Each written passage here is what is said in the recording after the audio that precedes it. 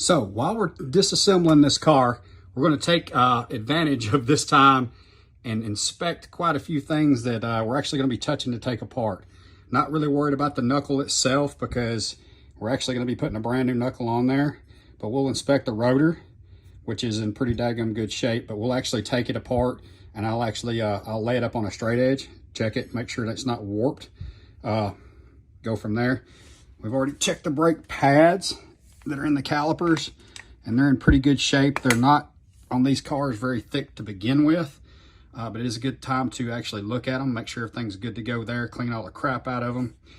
We'll check all the radius rod ends, make sure the boots are good. We'll probably lube everything while we're here and got this car apart.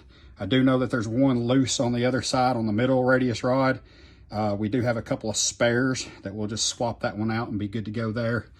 We're actually going to take and replace the shock end bushings on both bottoms because the one on the driver's side of the car has been broken since day one.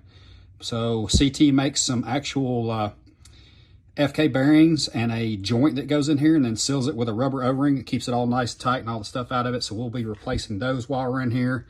We'll be checking all the toe links here, sway bar, all that. All this is going to come off, go back with new.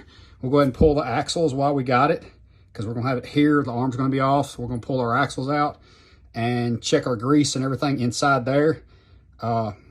It was packed full last time I had to pull these things out, put these RCVs in there. So hopefully we'll be good to go there. And maybe that thing won't strip out anytime soon. But we'll check that inside there, make sure that grease is still good and packed. I may probably clean it out real good, inspect it, and pack it back full of grease. We'll check the splines actually on the axles themselves too. It may be time to go ahead and replace the end cups and take the transmission out and put a new final drive ring in there and make sure all that's good to go. But probably not going to do that because that's a lot of work and a lot of money and a lot of time when we already know that if it does strip out when we're on a ride, we'll slap another axle in it and it should get us through the weekend or whatnot and make us that way we can ride for a little while longer. But, and then of course RCV will let me, they'll sell you just the end cups and you can still reuse the shaft and everything there. Be good to go. But until next time.